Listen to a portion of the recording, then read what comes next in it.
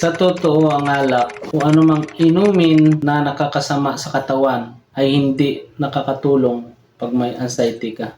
Tama po yun. Kasi alam nyo kung bakit. Ang iba kasi, kagaya sa akin, may nakapag-advise po na uminom ka. Uminom ka. Inumin mo yan.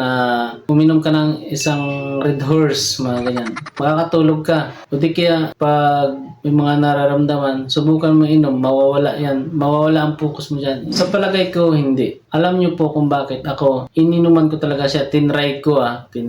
Kaso nga lang, medyo siguro para sa akin, hindi maganda yung nagiging resulta. Kasi naubos ko siya eh. Naubos ko isang malaking isang malaking Red Horse na ininom ko.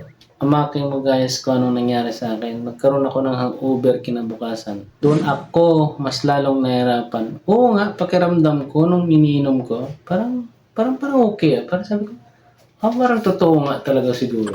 Ganun. Ngayon, ininuman ko yan. Kinabukasan, parang may mga nararamdaman ko nangyayari sa akin. Nung time na yon dati, last year o past 2 years na, nag-post ako na nag-inom ako ng Pasko at saka bagong taon kasi may occasion po yun eh. Sinubukan ko po na mag-inom. Ay ngayon naparami po yung inom ko. Naparami, medyo lagpas na sa label. Ngayon po ang nangyari, nagkaroon ako ng hangover kinabukasan. Tapos ang lupit ang nangyari sa akin. Sobrang hirap na hirap ako. Hindi ko alam kung ano nangyayari sa akin dahil sa gawa ng hangover at saka pinagsama ng sintomas ng anxiety. Maki mo, parang susumpain ko na yung alak.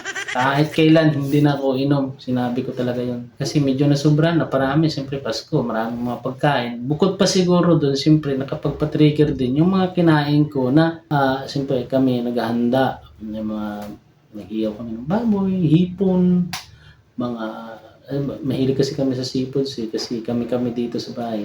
Nagtutulungan kami hanggang sa kabilang bahay. Tapos pinagsasama-sama. Kaya ganun. Ay medyo naparami yung inom ko talaga. Nahihirapan ako. Sobrang nahihirapan ako. Sinumpa ko na yung alak. Sabi ko, ay hindi na ako mag-iinom. Yun, time na yun, grabe talaga. Kaya hindi talaga siya nakakabuti sa atin, lalong anxiety. Kung may narinig kayo na nagpapayo sa inyo na ay, inom yan. Depende po, sa palagay ko depende po yon kasi ang anxiety siguro nila is hindi siya mataas ang level.